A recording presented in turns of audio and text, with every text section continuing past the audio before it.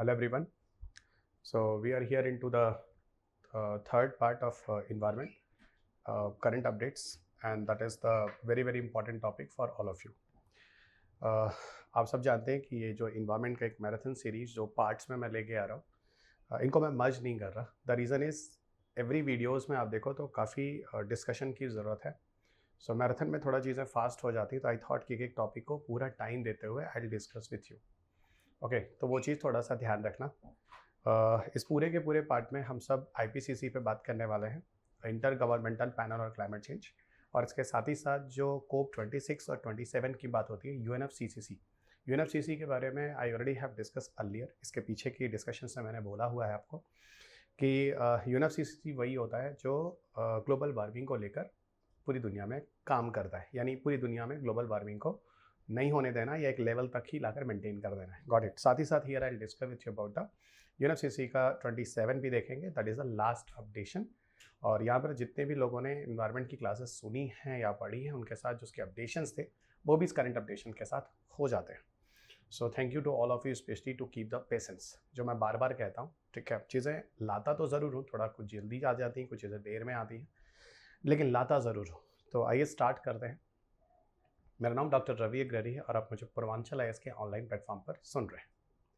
ये वो Telegram channel है जहाँ पर मैं आप सबको बोलता हूँ मेरे साथ जुड़े रहने के लिए, और इस पीडीएफ के लिए आप इस टेलीग्राम चैनल से जाकर ले सकते हैं.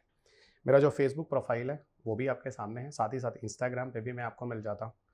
यूट्यूब पर जहाँ मेरी क्लासेस देखते ही रहते हैं, यहाँ पर आपको बहुत सारी क्लासेस क्वालिटी बेस्ड जो एजुकेशन है, जो साइंस टेक इन्वायरमेंट से जुड़े हुए करंट अपडेट्स हैं, वो लगातार मैं आपको डॉक्टर रवि अग्ररी क्लासेस ऑब्लिक पूर्वांचल है इसकी यूट्यूब पर आपको अपलोड करता हूँ. तो यहाँ आप बिल्कुल जुड़े रहिएगा. और मेरी जो ऑनलाइन क्लासेस हैं, अगर आपको किसी भी सब्जेक्ट में कोई दिक्कत होती है कॉडेड साइंस टेक इन्वायरमेंट से जुड़े हुए, उसके लिए आप पूर्वांचल इस ऐप पे जाकर क्लासेस ले सकते हैं. So let us start with the topic of IPCC, inter governmental panel और क्लाइमेट चेंज, जहाँ पर हम लोग यहाँ इस पूरे सेशन में AR6 के बारे में बात करने वाले हैं, असेसमेंट रिपोर्ट 6 के बारे में. साथ ही साथ यूएनएफसीसी पे चर्चा होने वाली, यूएनएफसीसी में जुड़े हुए जो करंट अपडेट्स हैं, कोप 26 और कोप 27. कोप 26 जो 2021 की चीज़ है, ओके, और कोप 27 जो कि 2022 की चीज़ है. 2023 का कन्वेंशन जो होगा वो भी नवंबर दिसंबर में होगा, लेट अस सी, और वो भी 2023 में होने वाला है. तो आज तक के जितने भी अपडेट्स हैं that will be cover here according to your examination, जितने भी स्टूडेंट्स आगे जा रहे हैं. आईपीसीसी का पूरा नाम है inter governmental panel on climate change. देखो, ये बहुत ज़्यादा ज़रूरी है. आपने अगर सुना होगा कि 21वीं सदी तक, यानी 21st सेंचुरी तक आते आते हमें इस पूरी दुनिया को एक सही लेवल पर ले आना है. किस रेस्पेक्ट में? ग्लोबल वार्मिंग के रेस्पेक्ट में. यानी जो प्री इंडस्ट्रियलाइजेशन एरा था, याद रखना, इस पूरे इन्वायरमेंट को हम एक स्टेबल इन्वायरमेंट, एक अच्छा इन्वायरमेंट कब मानते थे? इंडस्ट्रियलाइजेशन के पहले. यानी इसीलिए हर बार एक नाम आता है प्री इंडस्ट्रियलाइजेशन. प्री इंडस्ट्रियलाइजेशन का मतलब होता है जो औद्योगिक क्रांति आती, चीज़ें आती, उसके पहले की जो एटमॉस्फेरिक कंडीशन होता है वो एक नेचुरल एटमॉस्फेयर हम मानते हैं. उस समय जो ग्रीन हाउस गैसेस थी वो एक नॉर्मल ग्रीन हाउस गैसेस मानी जाती हैं, और जैसे इंडस्ट्रीज आनी शुरू होती हैं, इन्वायरमेंट में ग्रीन हाउस गैसेस एमिशंस बढ़ने शुरू हो जाते हैं. तो यहाँ पर बात ये की जा रही है कि 21st सेंचुरी तक, यानी 2100 तक आते आते हमें क्या करना है, इस पूरे pre industrialisation period of time में जो कंडीशन था एटमॉस्फेयर में, उस कंडीशन में हमें लाकर एटमॉस्फेयर को रख देना है. और इसीलिए यहाँ पर काफ़ी डिस्कशंस हो रहे हैं, दुनिया में काफ़ी सम्मेलन, कन्वेंशंस वगैरह चल रही हैं जिनमें काफ़ी काम हो रहे हैं.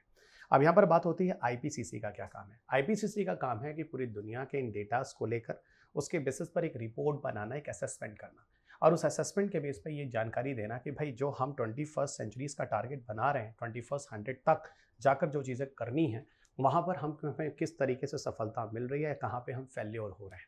इन सारे असेसमेंट को करने के बाद इनके रिपोर्ट्स आते हैं, ये यूएन जनरल असेंबली में वहाँ पर इन चीज़ों को देते हैं, और उसके बेसिस पर पूरी दुनिया में इसके बारे में चर्चा होती है. और फिर इसी को लेकर यहाँ पर लोगों को लताड़ा जाता है या लोगों को कहा जाता है किस तरह की गलतियाँ कर रहे हैं, क्या क्या कर रहे हैं, हमें क्या चीज़ें और करने की ज़रूरत है. तो मैंने एक आईपीसीसी का एक कंसेप्ट आपको दे दिया कि IPCC why it is very important. इनके असेसमेंट होते हैं, ये दुनिया के, फिर से एक बार बोलते हैं, दुनिया की सारी कंट्रीज़ के डेटा रिपोर्ट करते हैं. उनके बेसिस पर ये बताने की कोशिश करते हैं कि दुनिया में किस लेवल पर ग्रीन हाउस गैस एमिशंस होने वाला है, या 21वीं सदी तक हम जो चीज़ें की प्लान कर रहे हैं उसमें किस लेवल पर हम सफल हो रहे हैं या फिर फेल्योर हो रहे हैं. ये सारे डिस्कशन आईपीसीसी की मदद से ही आते हैं. इसीलिए जब भी यूएनएफसीसीसी या इस तरह की बातें होती हैं तो वहाँ पर आईपीसीसी के रिपोर्ट पे डिस्कशन ज़रूर होते हैं। तो आईपीसीसी जो है, इसके बारे में थोड़ा सा इसके बैकग्राउंड के बारे में जान लेते हैं कि इंटरनेशनल बॉडी है जो जनरली दुनिया में क्लाइमेट चेंज के इवैल्यूएशन को करता है। ओके, किस लेवल पर क्या क्या चीज़ें चल रही हैं। आईपीसीसी को लाने वाला जो है, इस बारे में मैंने आपको पीछे के लेक्चर में बताया स्टैटिक में, यूएनईपी और डब्ल्यूएमओ मिलकर आईपीसीसी लाता है और वो लाता है 1988 में, यानी 1988 के पहले कभी अभी तक आईपीसीसी नहीं था।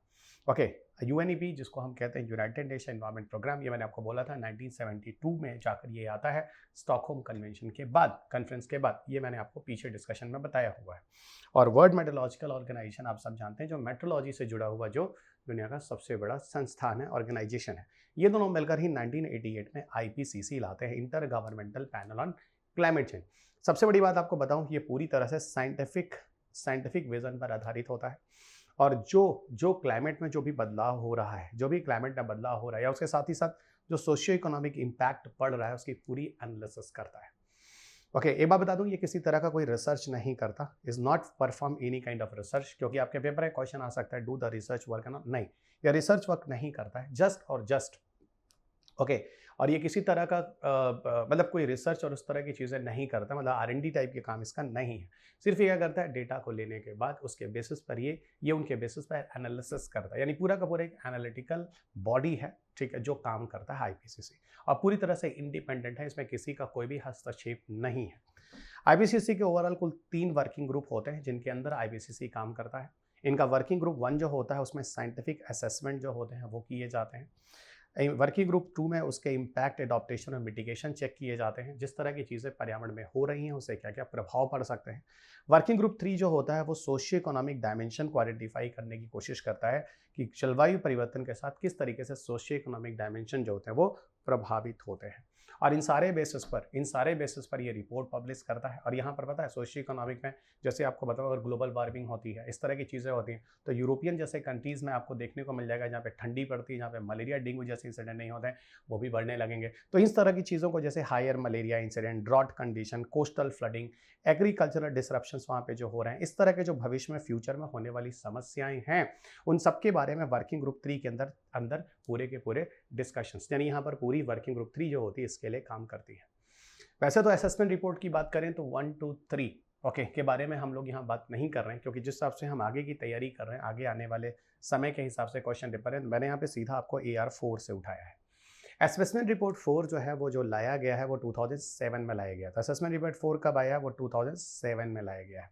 और असेसमेंट रिपोर्ट 4 का क्या कहना है, जिस हिसाब से ग्लोबल वार्मिंग और जिस तरह की चीज़ें चल रही हैं, उस हिसाब से अगर हमने चीज़ों को नहीं संभाला तो 21st सेंचुरी तक आते आते, है ना, 21st सेंचुरी तक आते आते पूरा 1.1 से 6.4 डिग्री सेल्सियस के बीच मीन एटमॉस्फेरिक टेम्परेचर बढ़ने वाला है, जो कि ठीक नहीं होगा।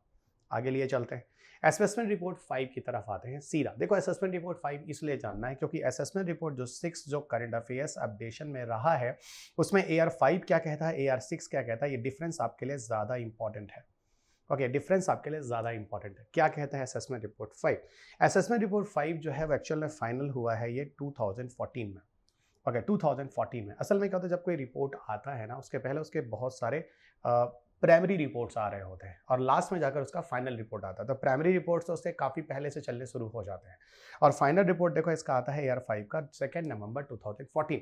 हमें प्राइमरी रिपोर्ट्स पे जाने की जरूरत नहीं है, सीधा सीधा हम 2014 से बात करते हैं।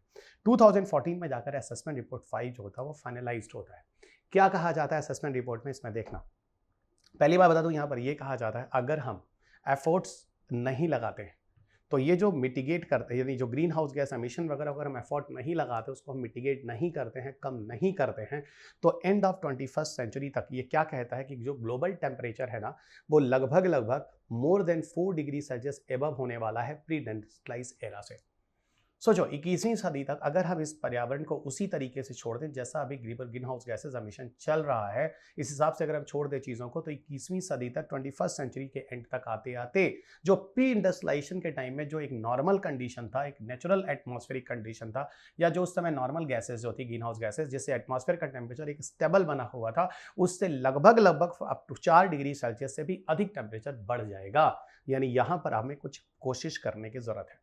और असेसमेंट रिपोर्ट 5 क्या कहता है? ये कहता है कि अगर हमें टारगेट तक जाना है और नियर जीरो पर जाना है, ओके, अगर नियर जीरो पर जाना है यानी सब कुछ प्री इंडस्ट्रियलाइज एरा के लेवल पर पहुंचना है 21वीं सदी तक, तो हमें क्या करना होगा? इसके लिए हमें कोशिश करनी होगी कि अभी इस समय तक 2050 तक इस तरीके से हम ग्लोबल एटमॉस्फेरिक टेम्परेचर को मेंटेन करें जिससे कि एटमॉस्फेरिक टेम्परेचर 2 डिग्री से ज़्यादा ना बढ़े। 2050 तक आते आते ये हो और फिर धीरे धीरे वो हटाकर 0 डिग्री सेल्सियस के आसपास पहुंचा दे कि वो बढ़ना ही बंद हो जाए और प्री इंडस्ट्रियलाइज एरा में आ जाए। देखो ऐसा होता है, अभी कह रहे हैं कि 21वीं सदी का temperature 4 degree Celsius average rise होने वाला है, फिर हम कह रहे हैं इसको 2 डिग्री सेल्सियस के आसपास ले जाते हैं। इसका मतलब कंडीशन बेटर हुआ ना, यानी ग्रीन हाउस गैसेज एमिशन को जब आपने कम किया तब तो आगे चलकर आप बोलेंगे कि अब ये 2 डिग्री सेल्सियस ही बढ़ेगा, फिर उस तरह धीरे धीरे करके आगे चलकर 21वीं सदी में आके कहेंगे भाई 0 डिग्री सेल्सियस राइज होने वाला है। यानी जो pre industrialisation period of time में जो ग्लोबल एटमॉस्फेरिक टेम्परेचर था हम वहां पहुंच गए। तो ये तो एक अच्छा रिपोर्ट है ना। तो हम वही बात कर रहे हैं कि 2 डिग्री सेल्सियस के आसपास अगर पहुंचाना है तो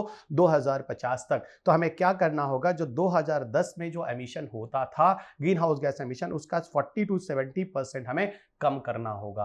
ओके, अगर 2 डिग्री सेल्सियस के आसपास पहुंचाना है 2050 तक, तो ये एक अच्छा इंफॉर्मेशन है जो मैं आपको बता रहा हूं। चीजों को समझना, क्योंकि ये चीजें कुछ इस तरीके से लिखी जाती हैं जहां पर आपको समझने में दिक्कत होती है, तो I just try to simplify all the concept here. Okay, और आगे आपको लिए चलते हैं। अब हम फाइनली बात करते हैं आईपीसीसी का असेसमेंट रिपोर्ट 6, जो कि आपके करंट अफेयर्स का टॉपिक है जिसपे हम लोग यहाँ डिस्कशन करने वाले हैं। जो 6 असेसमेंट रिपोर्ट आता है उसका जो टाइटल है वो है climate change 2022 mitigation of climate change. ये ध्यान रखना, ये एक तरह से कह लो, एक तरह से थीम है या टाइटल है। यहाँ पर पूरी तरह से जो रिपोर्ट आता है, यहाँ पर कोशिश की जाती है कि जो अपडेट जो ग्लोबल असेसमेंट है उसको किया जाता है, जहाँ पर क्लाइमेट चेंज मिटिगेशन प्रोग्रेसेस को हम देखते हैं किस हिसाब से हम कम कर रहे हैं। असेसमेंट रिपोर्ट 6 में देखिए जो वर्किंग ग्रुप है, फाइनल जो वर्किंग ग्रुप है, जो सिंथेसिस रिपोर्ट जिसको हम कहते हैं, वो 20 मार्च 2023 को रिलीज किया गया। This is totally updated. मैंने बोला ना कुछ प्रोसेस चलते हैं रिपोर्ट आने के पहले, अलग अलग वर्किंग ग्रुप की अलग अलग रिपोर्ट आते हैं और फाइनल जाकर जो रिपोर्ट आता है उसको कहते हैं सिंथेसिस रिपोर्ट। और यही सिंथेसिस रिपोर्ट मैं बोल रहा था पीछे 2014 की बात हो रही थी AR5 पे केस में, और यहाँ पर देखिए 9 साल के बाद फिर फाइनल जाकर आपका असेसमेंट रिपोर्ट 6 आता है, जो कि सबसे ज़्यादा इंपॉर्टेंट है आपके कमिंग ईयर के पेपर के लिए as a part of current affairs भी। ओके, इन चीज़ों को आप पीछे के स्टार्टिंग से जोड़ते रहिएगा, चीज़ें बहुत अच्छे से आपको समझ में आ रही हैं। और मैं जब भी कोई करंट अफेयर्स का टॉपिक पढ़ाता हूँ तो साथ साथ उसका स्टार्टिंग भी थोड़ा जोड़ देता हूँ ताकि आपको चीज़ों को समझने में दिक्कत ना हो। ठीक है, अब 20 मार्च 2023 को जो असेसमेंट रिपोर्ट आता है उसी के बारे में यहाँ पर बात होती है। आईपीसीसी के बारे में कुछ चीज़ें हैं जो मैं आपको पहले ही बता चुका हूँ। 1988 में लाया जाता है वर्ल्ड मेट्रोलॉजिकल ऑर्गेनाइजेशन और UNEP के कंट्रीब्यूशन से। ओके, ये जो होता है वो पूरे स्तर पर जो साइंटिफिक इंफॉर्मेशन होता है उनको यूज़ करके डेवलप एक क्लाइमेटिक पॉलिसीज़ होता है जो डेवलप करता है। ये एक UN बॉडी के अंदर आईपीसीसी काम करता है, मैंने पहले बोला। इसमें टोटल जो मेंबर है 195 मेंबर्स हैं। आईपीसीसी के बारे में बात करें तो ये पूरी मेथडोलॉजी जो है ये क्लाइमेट चेंज से जुड़ी होती है पूरी तरह से। यहाँ पर फिलहाल डायरेक्ट कोई साइंटिफिक रिसर्च नहीं किए जाते हैं, जो डेटा पाए जाते हैं उसके मैथमेटिकल कैलकुलेशंस ऑब्जर्वेशन करके एक आइडिया लगाया जाता है। और दूसरी चीज़ आपको बताऊं, आईपीसीसी को 2007 में जाकर नोबेल पीस प्राइज भी दिया गया। ये चीज़ें थोड़ा सा ध्यान रखेंगे आईपीसीसी के रिस्पेक्ट में। This all the topics, all the factual datas में भी मोर इंपॉर्टेंट यू। अब आपको लिए चलते हैं आईपीसीसी का असेसमेंट रिपोर्ट 6 क्या कहता है। आईपीसीसी का असेसमेंट रिपोर्ट 6 क्या कहता है? अगर हमें 1.5 डिग्री सेल्सियस टेम्परेचर तक कम करना है या फिर हमें 2 डिग्री सेल्सियस तक global green house gas emission को, मतलब इतनी डिग्री सेल्सियस टेम्परेचर तक कम करना है, तो हमें क्या करना होगा? अगर हमें 1.5 डिग्री सेल्सियस तक टेम्परेचर को कम करना है यानी उसके नीचे ही रहें, तो हमें क्या करना होगा? 2025 के पहले तक हमें क्या करना होगा? हमें ये चीज़ें अपना लेनी होंगी और 2030 तक आते आते 43% ग्रीन हाउस गैस एमिशन को कम कर देना होगा।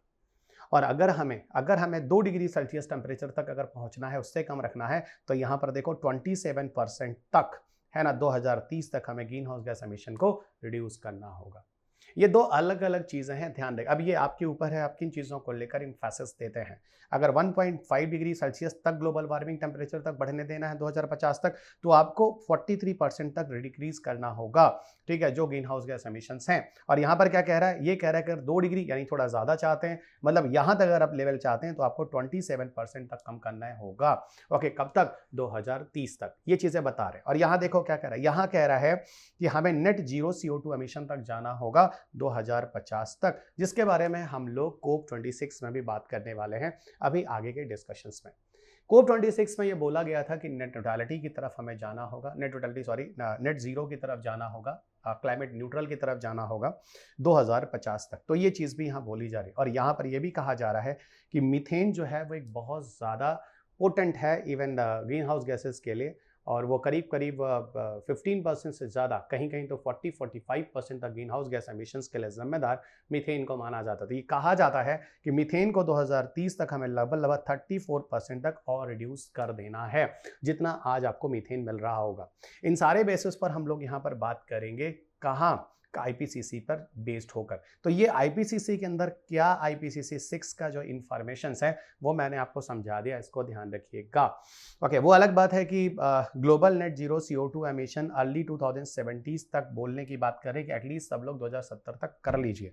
फिलहाल 2050 तक का लक्ष्य बनाया गया है, बाकी देखते हैं। चाइना कह रहा है 2060 तक करेंगे, इंडिया कह रहा है 2070 तक करेंगे। ये सारी चीजें हैं नेट जीरो को लेकर, और नेट जीरो पे लेकर हमने पीछे भी बात की हुई है। ओके, क्लाइमेट न्यूट्रल वगैरह को लेके हम लोगों ने पीछे बात की हुई है। जिस हिसाब से आप ग्रीन हाउस गैस एमिशन करेंगे उस हिसाब से उसको एटमॉस्फेयर से यूज भी कर लें, ताकि एटमॉस्फेयर में इस तरह के इन्वायरमेंटल पॉल्यूशंस को हम एक बैलेंस में ले आएँ। ठीक है, इस पर हम लोग आगे फिर कह रहा हूँ कोप 26 में हम लोग बात करेंगे जो 2021 में ग्लासगो में होता है। अब देखिए यहाँ पर ऑब्जर्वेशंस रिपोर्ट क्या कहता है।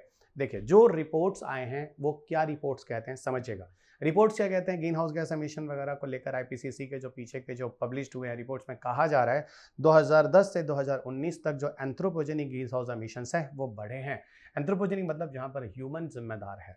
वहीं दूसरी तरफ net anthropogenic green house gas emission 2010 तक लगातार बढ़ता ही रहा है।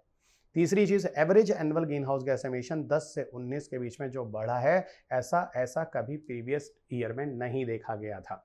और रेट ऑफ ग्रोथ जो है अगर देखा जाए, है ना, तो प्रीवियस डिकेड के हिसाब से तो फिलहाल 10 से 19 के बीच में जो है वो कम हुआ है।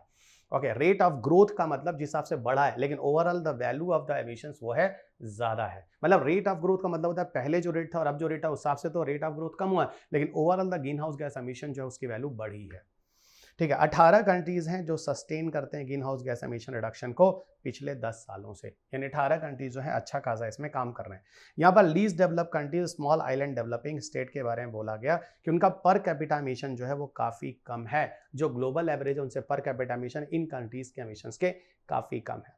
यहाँ पर बोला जा रहा है कि अगर मीडियम ग्लोबल वार्मिंग अगर देखा जाए तो 3.2 डिग्री सेल्सियस 2100 तक है ना बढ़ना है ना, बढ़ जाएगा। इस हिसाब से हमें अगर चीज़ों को करंट पॉलिसीज नहीं बनाएंगे तो इस हिसाब से 21वीं सदी तक टेम्परेचर ग्लोबल एवरेज बढ़ने वाला है। यहाँ पर एक डेटा है जो कि गीगाटन CO2 इक्विवेलेंट के रेफरेंस में बताया गया, और ये लास्ट अपडेटेड 2019 का डेटा है। ये क्या कह रहा है, ये कह रहा है कि डिफरेंट सेक्टर वाइज जो ग्रीन हाउस गैस एमिशंस हो रहे हैं उनमें किस सेक्टर्स के सबसे ज्यादा कंट्रीब्यूशन है। सबसे ज्यादा मैं आपको बार बार जब साइंस एंड टेक पढ़ाता हूं मैं कहता हूं देखो, thermal power plant is the main reason as a cause of anthropogenic which are responsible to cause maximum green house gases emission in the world. तो यहाँ पर नंबर 1 पर आपको क्या मिलने वाला है, एनर्जी सेक्टर। और यहाँ एनर्जी सेक्टर में एक्चुअल में वो थर्मल पावर प्लांट ही है। एक्चुअल लेवल कौन है, वो यहाँ पर थर्मल पावर प्लांट ही है, एवरीबॉडी रिमेंबर। दूसरे लेवल पर आप जाइए तो इंडस्ट्रीज हैं जो 24% कर रही हैं। तीसरे नंबर पर आप एग्रीकल्चर फॉरेस्ट्री देखेंगे। चौथे नंबर पर ट्रांसपोर्ट सेक्टर है। पांचवें नंबर पर बिल्डिंग कंस्ट्रक्शन एक्सेट्रा है जो ग्रीन हाउस गैसेस के अंदर आ रहे हैं, क्योंकि वो भी एरोसॉल पार्टिकल्स करते हैं, जनरेट करते हैं। हवा में सस्पेंडेड सॉलिड पार्टिकल्स होते हैं, those are responsible for global warming, जो इनकी लिस्ट में आते हैं। अब हम लिए चलते हैं आपको UNFCCC कोप 26 की तरफ। तो आईपीसीसी से जुड़े जितने भी क्वेश्चन इंपॉर्टेंट हो सकते थे मैंने आपको करा दिया। अब आपको लिए चलते हैं अगला UNFCCC कोप 26। UNFCCC कोप 26 जो होता है, फिर मैं आपको फिर से बोल देता हूँ, UNFCCC इसका पूरा नाम है United nation framework convention on climate change. ये चीज़ फिलहाल 1992 में लाई जाती है जब अर्थ समिट हो रहा होता है। अर्थ समिट वही जिसे आप पृथ्वी सम्मेलन के नाम से जानते हैं। अर्थ समिट वही जिसके बारे में मैंने बोला था, जो एक आउटकम भी बोल सकते हैं ब्रुटलैंड कमीशन रिपोर्ट का। अर्थ समिट जो 1992 में होता है उसमें टोटल 5 डॉक्यूमेंट्स आते हैं। फिर मैं उन्हीं बातों को रिपीट करूंगा क्योंकि कंसेप्ट तो बदल नहीं जाएगा, स्टैटिक कंसेप्ट वही रहेंगे। उन 5 डॉक्यूमेंट्स में एक डॉक्यूमेंट कौन सा था बच्चा, वो था UNFCCC United nation framework convention on climate change. ये 1992 में आता है और उसके बाद ही उसकी अगली मीटिंग 1993 में बर्लिन में शुरू हो जाती है। ओके, 1995 में आकर जो तीसरी मीटिंग होती है वो क्योटो में होती है, और जहाँ पर हम, है ना, इसका पहला मीटिंग होता है जिसको हम कोप 1 कहते हैं, वो होता है बच्चा बर्लिन में। लेकिन यहाँ पर कुछ ऐसा स्पेसिफिक प्रोविजन नहीं लिया जाता, कोप 2 में भी नहीं।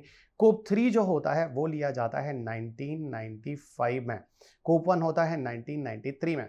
कोप 1 जो होता है वो कब होता है? वो होता है 1993 में। और फिर यहीं पर कोप 5 जो होता है, कोप 3 जो होता है, यही सबसे इंपॉर्टेंट होता है जहां पर क्योटो प्रोटोकॉल की बात होती है। प्रोटोकॉल मैंने आपको बार बार बोला है सबसे ज्यादा इंपॉर्टेंट होता है इन कंपेरिजन टू किसी कॉन्फ्रेंस, किसी समिट, इन चीजों से या कन्वेंशन से। ओके, क्योंकि प्रोटोकॉल में जो नियम और कानून बनाए जाते हैं, लाए जाते हैं, उनको पूरी दुनिया को मैंडेटरी किया जाता है, उस पर्टिकुलर टारगेट को अचीव करना होता है।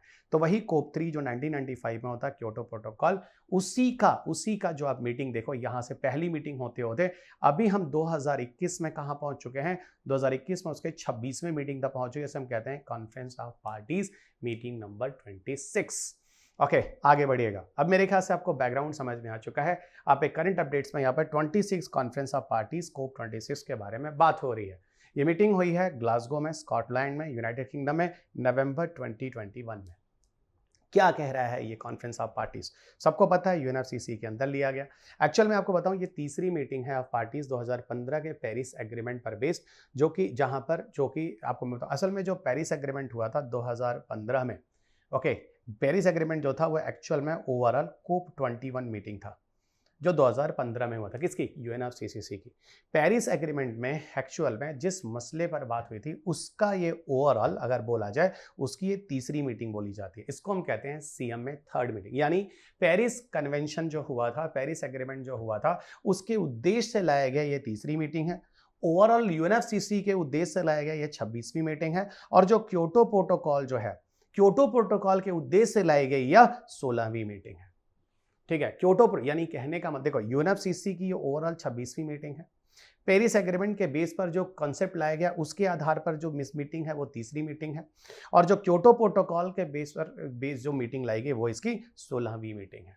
ठीक है, यूएनएफसीसी के अंदर आप कई बार सुनते होंगे, जब कोई भी कॉन्फ्रेंस ऑफ पार्टी होता होगा तो कहीं आप सुनते होंगे ये सीएमए नंबर ये मीटिंग है, कहीं सुनते होंगे ये सीएमपी नंबर ये मीटिंग है, और फिर कहीं सुनते होंगे कोप नंबर ये मीटिंग है। तो ये कोप, सीएमए और सीएमपी का क्या मतलब होता है? अब से इन चीज़ों को कभी कंफ्यूज मत कीजिएगा, क्योंकि ये ऐसे टर्म्स होते हैं, जब न्यूज़पेपर में आर्टिकल आते हैं ना, तो लोग काफ़ी सीएमए और सीएमपी और इससे लेके कंफ्यूज कर जाते हैं। तो मैंने यहाँ आपको कोप, मैंने यहाँ आपको सीएमए और मैंने यहाँ आपको सीएमपी, ये चीज़ें समझा दी। अब नेवर बी कंफ्यूज गाइस, ये चीज़ें वो होती हैं जैसे आपको क्लास में ही समझ में आती हैं, स्टार्टिंग में चीज़ें समझ में आती नहीं तो करंट अफेयर्स आपको कभी समझ में नहीं आएगा क्या चल रहा है। अब यहाँ पर क्या होता है, देखो, पेरिस एग्रीमेंट में जो कोप 21 में जो बात होती है, यहाँ पर सीधे बोला जाता है, ठीक है, हमें यहाँ पर सीधे बोला जाता है कि एक्सपेक्टेड पार्टीज जो भी हैं वो अपने कमिटमेंट को फॉलो करेंगे जो क्लाइमेट चेंज को कंट्रोल करने के लिए करना है। ठीक है, वहीं दूसरी तरफ आपको बताता हूं, ग्लासगो जो 2026 में आता है, असल में यहाँ पर सबसे ज़्यादा इंपॉर्टेंट पॉइंट यही है, यहाँ सबसे पहले बात की जाती है कोल को कंट्रोल करने के लिए। इसके पहले अभी तक कोल को सीधा कंट्रोल करने की बात नहीं हुई थी। रिड्यूस्ड अनएप्टेड कोल यूजेस, है ना, ये यहां पर सबसे पहले बात होती है। और कोप 26 के अंदर टोटल 4 गोल हैं जो बनाए जाते हैं यूएनएफसीसी के कॉन्फ्रेंस ऑफ पार्टी नंबर 26 में। क्या है जो 4 मुख्य गोल बनाए जाते हैं? पहला गोल कहा जाता है कि हम 2050 तक नेट जीरो तक पहुंच जाएंगे। नेट जीरो का मतलब होता है जिस हिसाब से हम कार्बन एमिशन करते हैं उस हिसाब से हम कार्बन को एटमॉस्फेयर से एब्जॉर्ब भी कर लेंगे, यानी नेट एमिशन जो एक्स्ट्रा होगा वो जीरो होगा, इसको नेट जीरो कहते हैं। ओके, और ये इसलिए करना जरूरी है क्योंकि हमें कोशिश करनी है कि मिड सेंचुरी तक यानी 2050 तक इस हिसाब से टेम्परेचर रहे कि ऐसा ना हो कि 1.5 डिग्री के ऊपर लगे कि इससे ज्यादा पहुंच जाएगा। ठीक है, और दूसरी चीज बोली जा रही है यहाँ पर एम्बिशियस जो 2030 है ना, एमिशंस है, countries are being asked to come forward with ambition 2030 emission reduction target. Actual में क्या है जो पोस्ट क्योटो चल रहा है ना, देखो मैं आपको एक बात बताता हूं, फिर यहाँ पे थोड़ा सा कंसेप्ट समझना है। असल में 2021 से लेकर 2030 का एक टारगेट है जिसको आप पोस्ट क्योटो के नाम से जानते हैं या क्योटो फेज 2 के नाम से जानते हैं। ये जो 2030 तक का टारगेट है ना, जो यूएनएफसीसी के अंदर ये अभी चल रहा है, इसमें ये बोला गया जो टारगेट लोगों ने डिसाइड किया है उसको पूरा कीजिए, नहीं तो आगे आने वाले भविष्य में 2050 तक हम नेट जीरो की तरफ नहीं पहुंच पाएंगे। यहां पर कुछ चीजें और बोली गई हैं। क्या बोला गया कंट्रीज को, हर राष्ट्रों को जो अपनाना चाहिए? पहला, कोशिश कीजिए कि आप कोल का यूज ही बंद कर दें। दूसरा, डिफॉरेस्टेशन वगैरह जो आप कर रहे हैं वो ख़त्म कर दें। तीसरा कह रहा है कि इलेक्ट्रिक व्हीकल्स को और ज़्यादा बूस्टअप करें, और चौथा कहा जा रहा है कि रिन्यूएबल एनर्जी की तरफ ज़्यादा ज़्यादा इन्वेस्टमेंट करें, solar energy, wind energy, ocean energy, जिनसे इन्वायरमेंटल पोल्यूशन नहीं होते, इनकी तरफ बात की जा रही है। दूसरा जो गोल है वो ये कहा जा रहा है कि भाई ऐसा है कि हम कम्युनिटीज़ को बचाने की कोशिश करें और साथ साथ जो नेचुरल हैबिटेट है उनको भी बचाने की कोशिश करें। इसके लिए हम सबको मिलकर प्रयास करना होगा, जिससे घर, जीवन, लाइफ, ये सारी चीज़ें हम बचा कर रख सकेंगे। तीसरी चीज़ बात हो रही है मोबिलाइज द फाइनेंस की, ठीक है, क्योंकि पीछे जाकर ग्रीन क्लाइमेट फंड की बात हुई थी। पीछे जो ग्रीन क्लाइमेट फंड की बात हुई थी, जिसको हम GCF के नाम से जानते हैं, ठीक है, जिसके बारे में बात हुई थी कानकुन कन्वेंशंस में। कानकुन की जो मीटिंग हुई थी, कानकुन ये हुई थी 2010 में। ये वो इतना इंपॉर्टेंट मीटिंग है दोस्त, जहां पर जाकर एक्चुअल में ग्रीन क्लाइमेट फंड की बात हुई थी। इवन कह लो फाइनलाइज हुआ था, एक लेवल पर आया था। ये क्वेश्चन भी अच्छा क्वेश्चन है, कि जस्ट स्टैटिक में मैंने आपको बताया हुआ है। ग्रीन क्लाइमेट फंड में ये बात हुई थी कि डेवलप कंट्री एक फंड जनरेट करेंगे, और वो फंड कितना होगा, लगभग $100 बिलियन होगा, और जिसकी मदद डेवलपिंग कंट्री को की जाएगी। और इन पैसों के बेस पे डेवलपिंग कंट्री अपने कंट्रीज में डिफरेंट तरह के प्रोजेक्ट चलाएंगे, और जिसके बेसिस पर वो इन्वायरमेंटल पोल्यूशन, इस तरह की समस्या को दूर करने की कोशिश करेंगे। ओके, तो यहाँ पे बोला जा रहा है, देखो यहाँ पर promises the mobilise at least $100 billion. तो इसके बारे में बात की जा रही है कि इन फाइनेंस को मोबिलाइज किया जाए। यहाँ पर चौथा जो यहाँ पर जो गोल है वो यही है COP26 का। यहाँ पर बोला जा रहा है कि वर्क टुगेदर टू डिलीवर, साथ मिलकर कोशिश करेंगे और चीज़ों को हम आगे करने की कोशिश करेंगे। आपको बताऊं, यहाँ पर ये बोला गया कि जो पेरिस कन्वेंशन हुआ था, वहाँ पेरिस रूल बुक लाया गया था, उसके अंदर कुछ चीज़ों को अपनाने की बात की गई थी, ठीक है। तो यहाँ ये बोला जा रहा है, it will help to fulfil the Paris agreement also, है ना, it will help to fulfil the Paris agreement, ठीक है ना। तो यहाँ बोला जा रहा है कि जो पेरिस एग्रीमेंट 2021 में COP21 जो 2015 में हुआ था, उसको अपनाने की बात हो रही है, कि उनकी चीज़ों के जो प्रोविजंस है ना, उनको फुलफिल किया जाए, उनके बेसिस पर हम एनवायरनमेंट को फॉलो करें। एक ज़माना था जब क्योटो एक्सपायर हुआ था, 2012 की बात कर रहे थे, बाद में आज होते होते 2015 की बात कर रहे हैं, पेरिस कन्वेंशन की। देखो पेरिस बार बार आ रहा है, it is very very important. अब यहाँ पे बात करते हैं भारत का क्या कमिटमेंट है COP26 में लेकर। भारत के कमिटमेंट में हमारे ऑनरेबल प्राइम मिनिस्टर क्या कहते हैं, यहाँ पर भारत 5 फोल्ड स्ट्रेटजी अपनाता है, जिसे पंचामृत का नाम दिया जाता है। ऐसे कौन से 5 फोल्ड स्ट्रेटजी हैं जो हमारे Indian prime minister Shri Narendra Modi ji announce करते हैं ऑनगोइंग COP26 की मीटिंग में, जो ग्लासगो में होता है। पहला कहा जाता है कि 50% जो इंडिया की एनर्जी है वो रिन्यूएबल एनर्जी से जनरेट होगी, यानी कहने का मतलब कोल का हम यूज़ कम करने वाले हैं। दूसरा ये बोला गया कि reduction in the carbon emission until 2030 by 1 billion ton, तो 1 billion ton of carbon emission तो कम कर देंगे बाई 2030 तक। अच्छा न्यूज़ है। यहाँ बोला जा रहा है कि जो GDP की जो इंटेंसिटी है, जो रिड्यूस करने वाले हैं हम, वो 45% तक पर यूनिट GDP से हम कम करने वाले हैं। चौथा ये बोला, इसके बारे में हमने पीछे भी लेक्चर्स जब अभी जो डिस्कशन किए हैं, उनमें मैंने डिस्कशन आपको किया हुआ है। और 500 गीगावाट रिन्यूएबल एनर्जी से पावर जनरेशन इंडिया 2030 तक करेगा, और भारत नेट जीरो के एमिशन को 2070 तक प्राप्त करेगा, ठीक है। इंटरनेशनल लेवल पे 2050 बोला जा रहा है, भारत को थोड़ा सा इसमें टाइम लगेगा। भारत ने एक स्लोगन भी दिया है, 1 लाइफ एंड 1 वर्ड, 1 लाइफ और 1 वर्ड, जो कि ग्लासगो में बात होती है।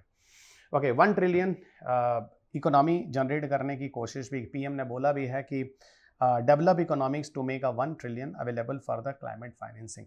तो ठीक है ना, 1 ट्रिलियन इकोनॉमी जनरेट करते हैं, फंडिंग जनरेट करते हैं, जिसको कंट्रीज़ को दिया जाता है मदद करने के लिए।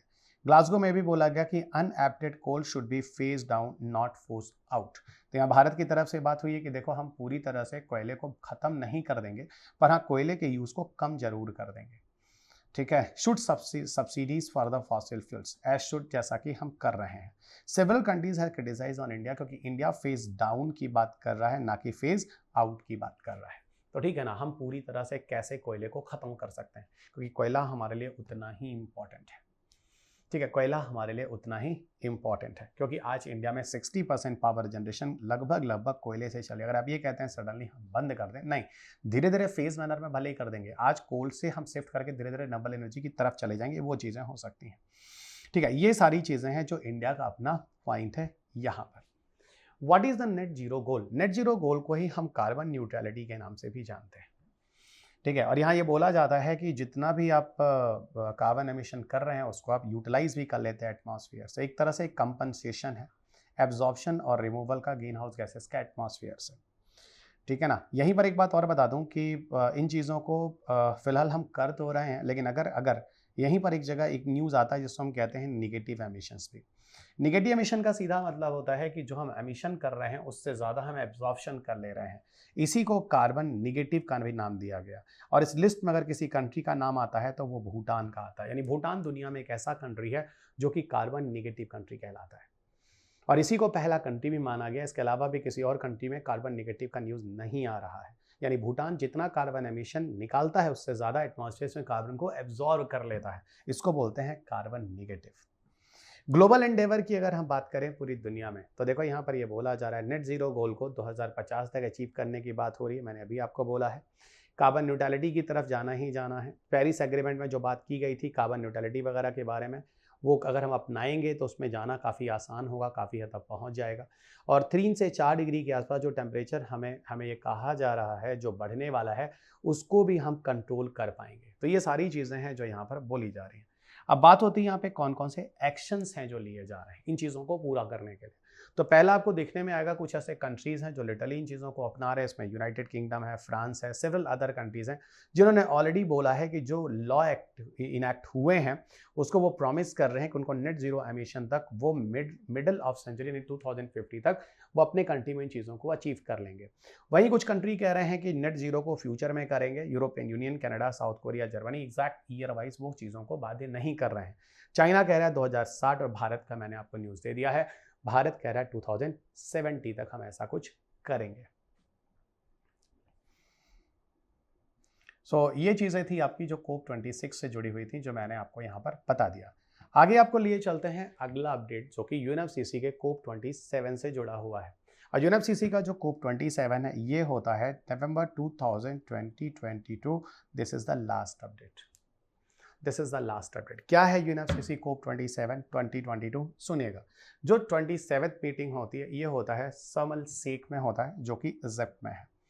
ओके, 27 कॉन्फ्रेंस जो होता है वो शर्म शेख में होता है जो कि इजिप्ट में है। ठीक है। और यहाँ पर ये चीज़ बोली जाती है कि जो हमने प्रीवियस सक्सेस जो हमने देखा था ग्लासगो कन्वेंशन में, उसको लगातार जारी रखना है, जहाँ पर कोशिश करनी है कि जो मिटिगेशंस, एडॉप्टेशंस, क्लाइमेट फाइनेंस वगैरह है, ठीक है, जिनसे जो लॉस और डैमेज हो रहे हैं उनको हम मेंटेन करने की कोशिश करेंगे।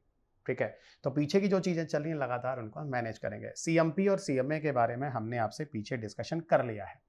पीछे जो था सीएमए 3 था, ग्लासगो ये हो गया सीएमए 4, और जो पीछे क्योटो प्रोटोकॉल सीएमपी मीटिंग 16 थी, हम पहुंच गए यहाँ सीएमपी मीटिंग 17 पे, और ये पूरा ओवरऑल कोप का मीटिंग हो गया नंबर 27। अब मुझे नहीं लगता आपको सीएमपी और सीएमए और कोप को समझने में कोई दिक्कत होती है। यहाँ पर एक्चुअल में किया क्या गया, शर्म शेख इम्प्लीमेंटेशन प्लान लाया गया जो रिलीज किया गया, जिसको अपनाना है। शर्म शेख वर्क प्रोग्राम क्या है जो ग्लोबल गोल को एडॉप्ट करेगा, ये आप यहाँ स्क्रीन पे देख सकते हैं। इस इजिप्टियन प्रेसिडेंसी में क्या क्या चीज़ें आई हैं, क्या क्या गोल आया है। एक तो यहाँ बोला गया है adopting the transformative adaptation agenda. ठीक है ना, उस तरह की चीज़ों को ट्रांसफॉर्मेशन लाना है जो कि हमारे एजेंडा के अंदर है, यानी जो चीज़ें पीछे पेरिस में कही जा रही हैं उन चीज़ों को अपनाना है। दूसरा कहा जा रहा है कि mobilising and delivering the finance. ठीक है, वो $100 बिलियन की जो बात हो रही है उसको जनरेट करना ज़रूरी है, उसको मोबिलाइज लाना है, करना है, उसको लोगों तक पहुँचाना है। तीसरा कहा जा रहा है कि जो कमिटमेंट्स और प्लेजेस है, ओके, उसकी तरफ बैकस्लाइड नहीं होना है। ठीक है। चौथा कहा जा रहा है ensuring A manage and just a transition based on the low emission and climate resilience development. ठीक है, तो हमें क्लाइमेट रेजिलेंस डेवलपमेंट की तरफ जाना है और यहाँ कोशिश करनी है कि कार्बन एमिशन को कम से कम किया जाए। चौथा कहा जा रहा है कि जो लॉस और डैमेज हो रहे हैं किसी कंट्रीज़ को या किस तरीके का, उसको सपोर्ट भी किया जाए, क्योंकि कोई कंट्री इसमें सीरियस होने के बाद हो सकता है उससे कंट्रीज इकोनॉमी या लोगों की कंडीशंस में इफेक्ट पड़े, उसको भी देखा जाए। साथ ही साथ ये कहा जा रहा है इन्वायरमेंट में जो लॉस हो रहा है उसको भी मेंटेन किया जाए। वहीं पर एक चीज़ और बोली जा रही है, यहाँ पर कहा जा रहा है कि एक समय के आधार पर हम चीज़ों को इम्प्लीमेंट करें, एक प्रॉपर टाइम पर, ताकि हम चीज़ों को अचीव कर सकें, एक प्रॉपर टाइम पर ताकि हम चीज़ों को अचीव कर सकें। ये पूरा का पूरा लॉजिक है। कोप 27 के आउटकम्स क्या आते हैं, सुनिएगा। कोप 27 के आउटकम्स में पहला एक क्लाइमेट टारगेट की बात होती है, और यहाँ पर सब कुछ 2023 के एंड तक अपनाने की बात होती है।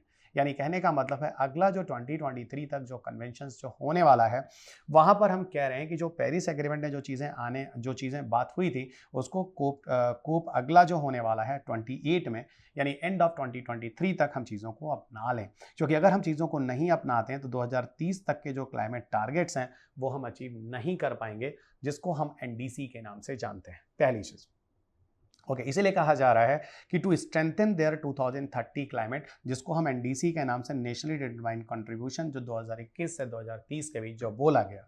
दूसरा बोला गया कि यहाँ पर अर्जेंटली चीज़ों को स्केल अप किया जाए, मिटिगेशन वर्क प्रोग्राम को, जो कि यहाँ ज़रूरी है। तीसरी चीज़ यहीं पर आपको बताऊं कि जो ग्लोबल गोल है उनको अडॉप्ट किया जाए, जो कि ज़रूरी है। और यहाँ बोला गया कि जो ग्लासगो शर्म एल शेख वर्क प्रोग्राम 2023 का है, 2000 इवन कोप 28, उसको यहाँ पर अपनाया जाएगा। ठीक है, 2023 तक देखते जाइएगा, 2023 23 23 बार बार यहाँ न्यूज़ में आ रहा है कि जो भी हमें करना था। ठीक है, पहले तो पता है पेरिस एग्रीमेंट में बोला गया 2021 से वो चीज़ शुरू कर दी जाएगी। अभी भी सुनने में ये आ रहा है कई ऐसे कंट्रीज है जो उन चीज़ों को मतलब अप्लाई नहीं कर रहे हैं अपने कंट्रीज का। बोला है भाई 2023 तक कर लो, नहीं तो 2030 तक हम उस टारगेट को अचीव नहीं कर पाएंगे, जो अगला टारगेट गोल अभी ईयर चल रहा है जो हमें अचीव करना है। ठीक है, यहाँ पर ये भी बोला जा रहा है करीब मोर देन $230 मिलियन जो होगा एक एडॉप्टेशन फंड भी है ना जनरेट करना है इन चीज़ों को मैनेज करने के लिए। ठीक है, यहाँ पर यह भी बोला गया कि फाइनेंशियल फ्लो जो है वो बहुत ज़्यादा इंपॉर्टेंट है। ठीक है, और जो कि बहुत ज़्यादा ज़रूरी है ग्लोबल टेम्परेचर टारगेट्स तक लाने के लिए। ठीक है, तो कोप 28 में बहुत कुछ होने वाला है जो कि शर्म एल शेख में बोला जा रहा है। और क्या कहा जा रहा है, जो लॉस और डैमेज हुए हैं उसमें न्यू फंडिंग अरेंजमेंट किया जाए, डेवलपिंग कंट्री की पूरी तरह से मदद की जाए, transition committee to be setup, एक ऐसी कमेटी हो जो इन दोनों के बीच में काम करे, लॉसेस के बारे में, डेवलप कंट्री से डेवलपिंग कंट्री को मदद पहुंचाने में। इसके अलावा इंस्टीट्यूशनल अरेंजमेंट भी होने चाहिए, जैसे सेंटियागो नेटवर्क को ऑपरेशनलाइज करने की बात की गई है। ठीक है, सेंटियागो नेटवर्क में हम लोग बात करेंगे, 21 में जाकर सेंटियागो नेटवर्क के बारे में बात हुई थी। मैं अभी आगे के डिस्कशन में सेंटियागो नेटवर्क पर भी बात करूंगा।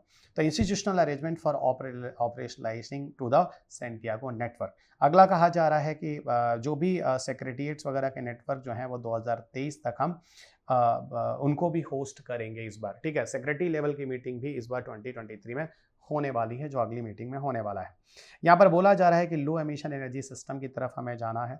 यहाँ पर बोला जा रहा है कि हमें कोल पावर जो एनर्जी जनरेशन है उसको फेज डाउन करने की बात हो रही है। ठीक है, अगली बात यहीं पर और बता दूं, इंटरनेशनल फाइनेंशियल इंस्टीट्यूशन है जो इंकरेज किया जा रहा है, ग्लोबल क्लाइमेट इमरजेंसी को लगाया जाए और जिससे लोगों को यहाँ पर काफ़ी हद तक फोर्स किया जाए, यानी बाध्य किया जाए, जो कि बहुत ज़्यादा ज़रूरी है।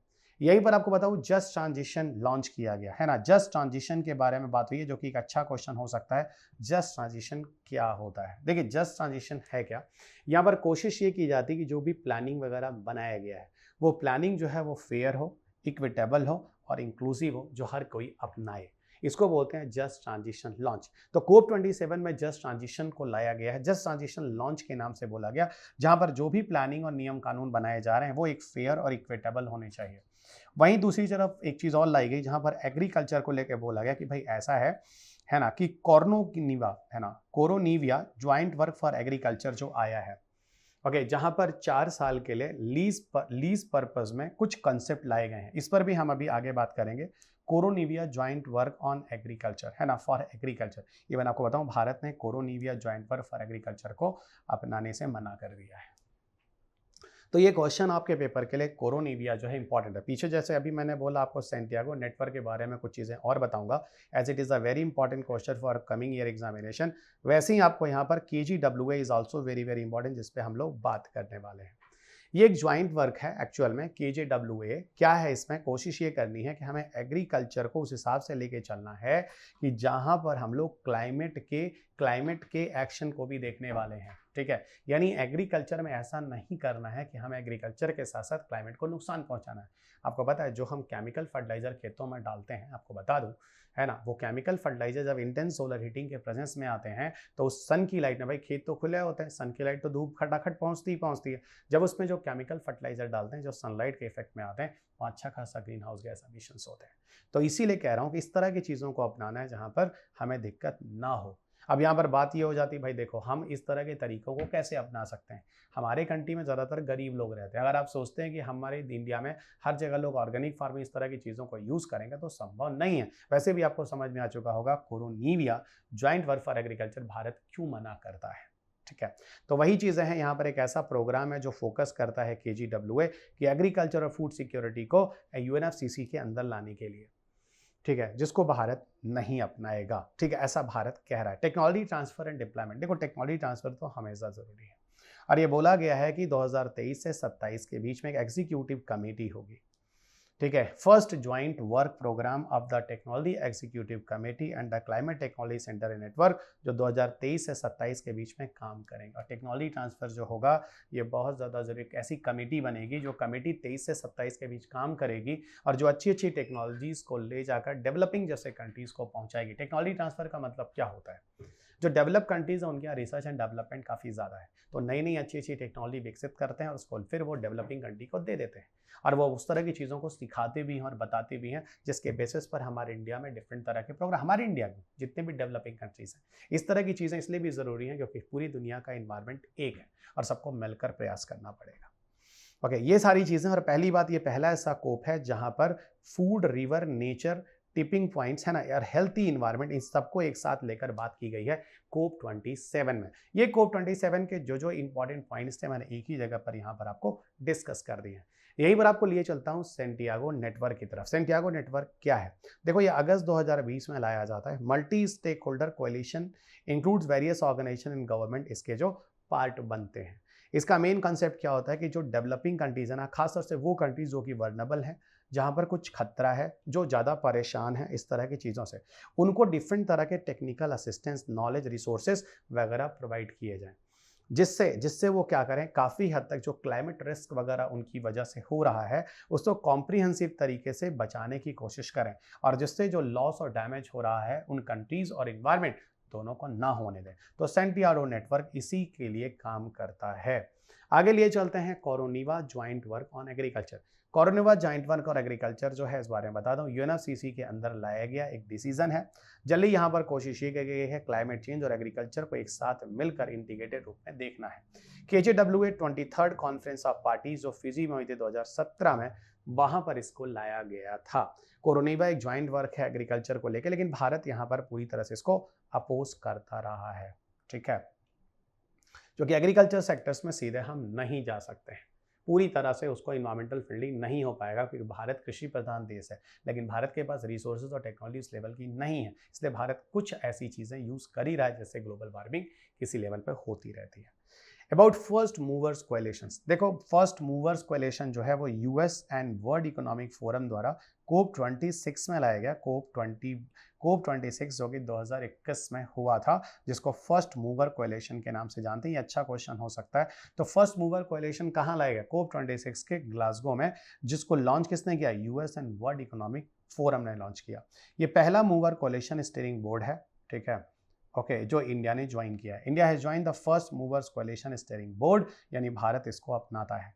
यहाँ पर कहा क्या गया, यहाँ पर सीधा सीधा बोला गया कि देखो ऐसा है, ये ग्लोबल इनिशिएटिव है जो generally harnessing the purchasing power of companies to decarbonise hard to abate industrial sectors. असल में क्या होता है आपको बताऊँ, बहुत सारी ऐसी कंपनियाँ होती हैं जो कार्बन एमिशंस को कम करती हैं, ठीक है, वो रिड्यूस करती हैं, और जिसको कार्बन क्रेडिट वगैरह कहते हैं, जिसको जिसको जिसको लोग खरीदते हैं, बेचते हैं, इस तरह की चीज़ें, इसको हम कार्बन क्रेडिट और कार्बन ट्रेडिंग के नाम से जानते हैं। ठीक है, यहाँ पर इस तरह के इनिशिएटिव्स की बात की जा रही है, फर्स्ट मूवर्स कोएलिशंस। ओके, यहाँ पर बहुत सारी चीज़ें हैं, aluminium, aviation, chemical, concrete, shipping, steel और ट्रकिंग सेक्टर ऐसे लगभग ऐसा कहा जा रहा है जो लगभग 30% के आसपास ग्लोबल एमिशन कर रहे हैं ग्रीन हाउस गैसेस का। ठीक है, तो इनको कहा जा रहा है कि seeks to commercialise the zero carbon technology and to scale up the critical emerging technology essential for net zero transition. ठीक है, तो यहाँ पर फर्स्ट मूवर कोएलिशन से ये बोला जा रहा है कि देखिए ऐसा है कि आप जो ग्रीन हाउस गैसेज एमिशन को कंट्रोल कर रहे हैं, इस तरह की चीज़ें कर रहे हैं, फिर उसको बेच रहे हैं, खरीद रहे हैं, देखिए ऐसा है, उन चीज़ों को छोड़िए, आप पूरी तरह से जीरो पर आ जाइए कि आप पूरी तरह से जीरो कार्बन टेक्नोलॉजी पर बेस्ड होगी आपकी इंडस्ट्री। और खासतौर से ये इंडस्ट्री जहाँ पर 30% के आसपास पॉल्यूशन हो रहा है, उनको सजेशन यहाँ पे दिया जा रहा है कि भाई देखो आपको आना ही पड़ेगा कार्बन न्यूट्रल की तरफ। ओके फिलहाल इसको स्किप कर दें, उसकी ज़रूरत नहीं है। United nation framework convention on climate change की चर्चा मैं आपसे पूरे डिटेल में कर चुका हूँ। 1992 में लाया गया रियो अर्थ समिट में, और 1994 में जाकर ये फोर्स में आया था। यूएनएफसीसी का मेन काम था ग्रीन हाउस गैस को स्टेबलाइज करना, food production is not a threatened here, और साथ साथ इकोनॉमिक डेवलपमेंट भी साथ साथ होता रहे सस्टेनेबल मैनर की तरफ से। ऐसा नहीं कि पूरी तरह से आप सीधी की सीधी इंडस्ट्रीज को तुरंत ही बंद कर दें।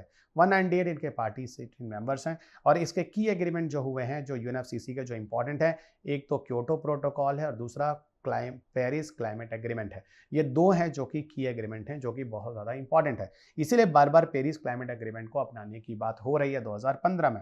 यूएनएफसीसी की अगर हम ऑपरेटिंग मैकेनिज्म्स की बात करें तो यूएनएफसीसी के ऑपरेटिंग मैकेनिज्म में एक तो कॉप है जो मैंने आपको बता दिया है, दूसरा आपको सीएमपी है जो क्योटो प्रोटोकॉल है, और तीसरा आपको सीएम में है जो मैंने आपको समझा दिया है पेरिस एग्रीमेंट। तो यहाँ पर तीन चीज़ों के बेस पर सारी चीज़ें, इसको मैंने पीछे भी डिस्कशन कर दिया है, तो I am going to skip this all the topics, you paper remember them.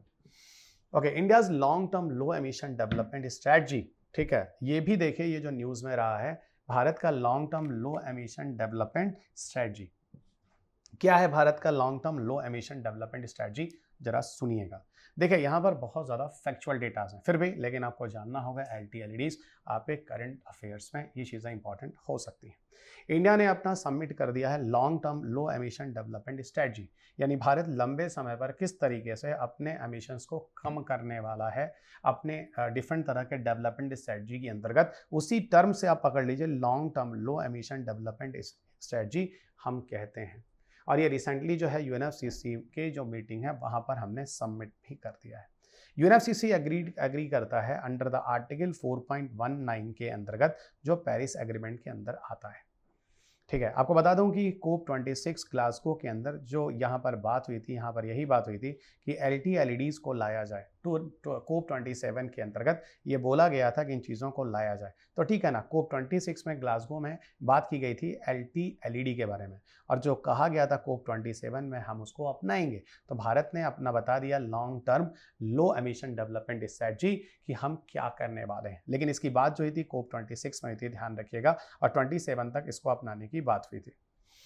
Okay, India का जो की कंसिडरेशन अप्रोच है वो क्या है? ठीक है, हम लोग काफ़ी हद तक कोशिश करेंगे कि global green house gas emissions को मिन स्केल यानी काफ़ी कम होने तक पहुंचा दें। तो दूसरा ये है कि एनर्जी सिग्निफिकेंट एनर्जी की ज़रूरत होती है। ठीक है, भारत के विकास के लिए ये भी दिक्कत है क्योंकि भारत को एनर्जी चाहिए। यहाँ पर हम कोशिश करेंगे लो कार्बन स्ट्रेटजी को और ज़्यादा विकसित करेंगे जो कि बहुत ज़्यादा ज़रूरी है। और तीसरा यहाँ पर हम क्लाइमेट रेजिलेंस की तरफ जाएंगे जो कि बहुत ज़्यादा ज़रूरी है।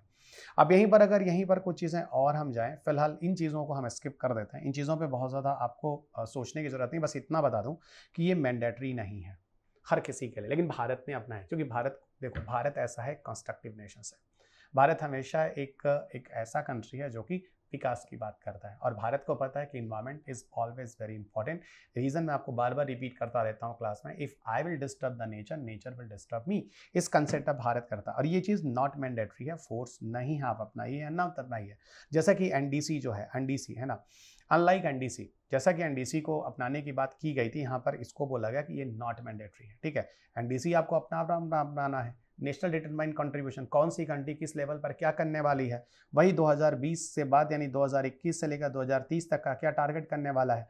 तो जैसे आपने एनडीसी को फिलहाल हमने मैंडेटरी किया है, उस तरह से इस तरह से ये वाला जो है एलटी एलईडी जो है वो मैंडेटरी नहीं है। ठीक है, ये चीज़ भी थोड़ा सा ध्यान रखेंगे। अगर हम इंडिया के बारे में बात करें कि long term low emission development strategy Bharat कैसे अपनाएगा, तो भारत कह रहा है देखो एक चीज़ है 2070 तक तो हम नेट जीरो की तरफ आ जाएंगे। दूसरा भारत कह रहा है कि 7 की इनिशिएटिव्स जो है, जो लो कार्बन डेवलपमेंट पाथवे है वो हम अपनाएंगे। उस 7 की ट्रांजिशंस पे हम नहीं जा रहे हैं, और हमारा जो विजन है लाइफस्टाइल फॉर एनवायरनमेंट, यानी हम अपने जीवन को और अपने जीविकोपार्जन को पर्यावरण के साथ मिलाकर देखेंगे। ऐसा नहीं अपने जीवन और जीविकोपार्जन को बेटर करने के लिए पर्यावरण को नुकसान पहुंचाएंगे। ये भारत के अपने अपने जो लो एमिशन डेवलपमेंट स्ट्रेटजी है, पूरी की पूरी लिस्ट है जो आपको यहाँ दी गई है। आपने जो पंचामृत देखा था ना, वो सारी पांचों चीज़ें भी यहाँ पर आने वाली हैं। इनमें बहुत सारे फैक्चुअल डेटाज हैं, एक बार मैं बोलूँगा, एक बार इसको गो थ्रू हो जाइएगा इस सारे के सारे पीडीएफ्स में। जैसे 2030 तक बोला गया भाई ठीक है 50% नॉन फॉसिल की तरफ जाएंगे। ग्रीन एनर्जी कॉरिडोर की बात हो रही है, ये बोला जा रहा है कि न्यूक्लियर इंस्टॉल कैपेसिटी 2032 तक 3 फोल्ड राइज कर देंगे, 3 गुना बढ़ा देंगे। कंसेप्ट क्या है, क्योंकि न्यूक्लियर एनर्जी जो है वो एक ग्रीन एनर्जी है। न्यूक्लियर एनर्जी है ग्रीन एनर्जी। न्यूक्लियर एनर्जी को यूज़ करने से न्यूक्लियर वेस्ट होते हैं, CO2 नहीं निकलता है। आप न्यूक्लियर फ्यूजन देख ही रहे, न्यूक्लियर फ्यूजन को तो ग्रीन एनर्जी ही बोल दिया गया है, ठीक है। इस तरह की चीज़ें हैं। 2050 तक कहा जा रहा है कि ठीक है पेट्रोल टोल की बेंडिंग को हम 20% के आसपास पहुंचा देंगे। 2030 तक बोला, इंडियन रेलवे कह रहा है कि मैं नेट जीरो की तरफ आ जाऊंगा। ये आपको दिख ही रहा होगा, यहाँ पर सीधा बोला जा रहा है डायरेक्टली भारत 6 स्टेज की तरफ जा चुका है। ये सारी की सारी चीज़ें ये आपको क्या दिखा रहे हैं, इसको एक बार ऊपर ऊपर से पढ़ लीजिएगा। भारत के रेफरेंस में क्या क्या चीज़ें चल रही हैं। Bharat national urban policy framework लेकर आया है। Bharat national building code, energy conservation building code, eco निवास संहिता, इन सारी चीज़ों को लेकर चल रहा है। भारत अपने एक्शन प्लान बना रहा है। National mission on sustainable habitat की तरफ जा रहे हैं हमने extended producer responsibility 2021, plastic waste management amendment rule लाया है। ये सारे के सारे जो एक्ट हैं वो क्या बताते हैं, भारत का LT LED, ये सारी चीज़ें, यानी कह लो कि पूरा का पूरा इंडिया का रेफरेंस में जो भी इन्वायरमेंट प्रोटेक्शन के लिए भारत काम कर रहा है सब कुछ यहाँ पे ला दिया। National mission for enhance energy efficiency, sustainable habitat, ये सारी चीज़ें हम ला रहे हैं। डिफरेंट तरह के स्टैंडर्ड्स और लेवलिंग स्कीम ला रहे हैं कि जैसे इको मार्क ले आए कि कोई भी प्रोडक्ट जो है वो नुकसान ना पहुंचाए इन्वायरमेंट को। Energy efficiency financing platform develop कर रहे हैं। यहाँ पर कहा जा रहा है बायोफ्यूल को लाने की बात कर रहे हैं। यहाँ पर ई वेस्ट की रिसाइकलिंग की बात कर रहे हैं, ठीक है। ये सारी चीज़, ग्रीन हाइड्रोजन तकनीकी को लाने की बात कर रहे हैं। आप आसानी से इन चीज़ों को समझ सकते हैं। वहीं पर कार्बन कैप्चर यूटिलाइजेशन स्टोरेज की बात कर रहे हैं, जो हमने पीछे के डिस्कशन में बात किया था CCUS के बारे में, कि कार्बन ले जाकर हम कहीं डंप कर दें या उसको ऐसी जगह यूज कर लें किसी इंडस्ट्री के अंदर, फायर एक्सटिंक्शर बना लें, इस तरह की चीजें यूज कर लें। NDC टारगेट भारत ने क्या बोला है, भारत ने बोला है 2030 तक हम ऐसा करेंगे कि जो CO2 इक्विवेलेंट होगा 2.5 से 3 बिलियन टन हम कार्बन सिंक कर देंगे। बड़ी अच्छी बात है। 26 million hectare degraded land of 2030 को हम फिर से सही कर देंगे। भाई डिजर्टिफिकेशन वगैरह क्या कुछ तरह की चीजें हैं। 12 नेशनल बायोडाइवर्सिटी टारगेट हैं हमारे, 20 ग्लोबल आईची बायोडाइवर्सिटी गोल है, ये सब हमने अपनाया है। भारत में डिफरेंट तरह की पॉलिसीज और इंस्टीट्यूशन है जो काम कर रहे हैं। जहां पर देखिएगा, यहां आप खुद देख सकते हैं भारत में national mission for green India, national afforestation programme, Nagar Van Yojana, Bharat ने अपने REDD plus reducing degraded strategy 2018 में अपनाया है। Bharat national highways authority of India और इंडियन रेलवे के साथ मिलकर डिफरेंट तरह के एफोर्ट कर रहा है, ग्रीन बिल्डिंग, ग्रीन रोड्स, इस तरह की चीज़ों पर काम कर रहा है। सुनते जाइए, यहाँ पर पूरी की पूरी चीज़ें बहुत ही डिटेल में हैं, जिनको मैं ब्रीफ में आपको बताता जा रहा हूँ, एक बार सुन लीजिएगा। ये सारी LTDs तो सर यहाँ पर तो मिला जुला कर करीब करीब सारी चीज़ें टिक कर लेंगे। फिलहाल आपको बताऊं, अगर ये ऑप्शंस UPSC देता है LT LED में लेकर 1 2 3 4, मान लीजिए आपको 3 चीज़ें लगती हैं ये सही हैं, चौथा आपको नहीं समझ में आ रहा तो भी 99% चांसेस है वो सही हो जाएगा। आप एलिमिनेशंस करते समय इसका ऑप्शन टिक कर सकते हैं, क्योंकि इतनी सारी चीज़ें एक लाइन में एक साथ याद रहना पॉसिबल नहीं है, लेकिन चीज़ों को आप समझ जरूर सकते हैं। यही देखिएगा, बिजनेस रिस्पॉन्सिबिलिटी सस्टेनेबिलिटी रिपोर्ट की बात होती है।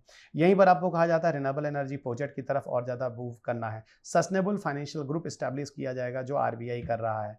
यहाँ पर कोशिश करनी है क्लाइमेट रिस्क को लेकर सस्टेनेबल फाइनेंस दिया जाए। अब देखो ना, ग्रीन जॉब है ना, ग्रीन क्लाइमेट, इस तरह की जो बात हो रही है वो क्या है, वो यही सारी चीज़ें तो हैं। ग्रीन हाइड्रोजन की बात हो रही है।